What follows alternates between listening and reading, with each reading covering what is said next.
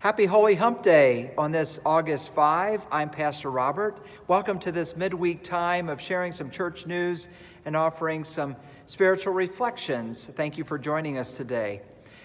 For today, I want to continue our conversation a little bit from last Holy Hump Day when I talked about how Athens First United Methodist is part of a connectional denomination.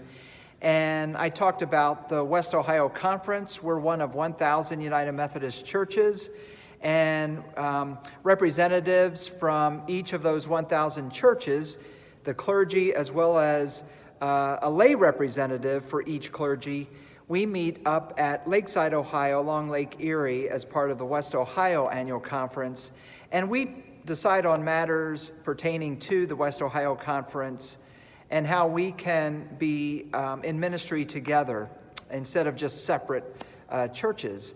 And I think that's a wonderful thing because we can do far more together than we can do separately as local churches. And each church, as I mentioned last week, we're allotted a certain amount of money that we're encouraged to send in to the West Ohio Conference to go toward ministries and missions beyond the local church. And so our church sends in every single year around $54,000. And that's a formula based on our church budget and on our membership. So anyway, we sent in last year about $54,000, and that's about what it'll be this year. And it just is a tangible reminder that it's one of the ways that we can be involved in missions and ministry beyond our local church. So thank you for helping our church to remain financially strong to be able to do that. We're on pace to pay that amount this year. But I wanted to discuss a little bit about what is that next level and what it means to be the connectional church. That's the West Ohio Conference of 1,000 United Methodist churches. But actually, we're a global denomination, and every 4 years, we hold what's called the General Conference of the United Methodist Church, and that is the only body that is allowed to speak officially for the United Methodist Church. And that consists of delegates from each of the annual conferences throughout the world, including in Africa and Asia and throughout the world. And we were supposed to meet this past May, but we had to postpone that because of COVID-19. So the General Conference, the big conference of the United Methodist Church, will be meeting next year, probably the end of the summer 2021, sometime in there. And that's when they're going to really focus on the issue at hand right now facing our denomination. Many of you know that there is a disagreement within the United Methodist Church regarding LGBTQ issues. And so there could be, and we're not sure of this, but there could be some legislation at that general conference that'll meet next year that would allow for churches that want to have a more conservative stance on that to become maybe their own denomination. And for those churches that see it more progressively, that they would remain in the United Methodist Church, and there would be a friendly separation. But again, that's all to be determined. So I just invite you to be in prayer for that, though. Even though we're not sure what that legislation would be, it could be exactly how I described it. But please keep the United Methodist Church in your prayers as we prepare for that major general conference meeting, which will be next summer, 2021. And so I just wanted us to be aware that we are part of this connectional denomination, and we can do more together than we can apart, even though we are looking at this issue, LGBTQ issue, in a way that could end up dividing the denomination. So I wanted to share a little bit bring it back to Athens First United Methodist Church.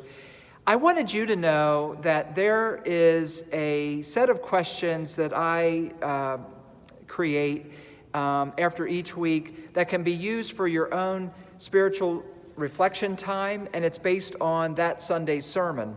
So, for example, this past Sunday, we looked at Psalm 17, and I have sermon discussion questions that are designed to be used in a small group.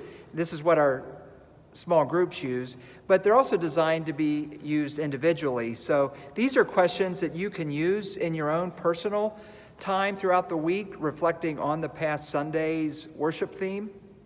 And you can find these questions at the bottom of my sermon manuscript, which is always posted on my Nikos blog at the bottom of the sermon, so you can find those questions there. But let me just share the questions that I posed from this past Sunday's sermon. And I always have a little description of what I'm referring to before I get to the question. So here's the contextual part that I share. Psalm 17 is categorized as a psalm of lament. The psalmist feels that he has been treated unjustly by someone. He takes his frustration out by sharing with God his raw feelings. And the question for us that I have this week is, have you ever shared with God your raw feelings about how you feel you were treated unfairly? Why do you think the psalmist is giving us permission to share these feelings with God? And then the next piece says, notice that in verse 3, the psalmist from Psalm 17 is humbled by inviting the Lord to try his heart and test him for any wrongdoing he may have done.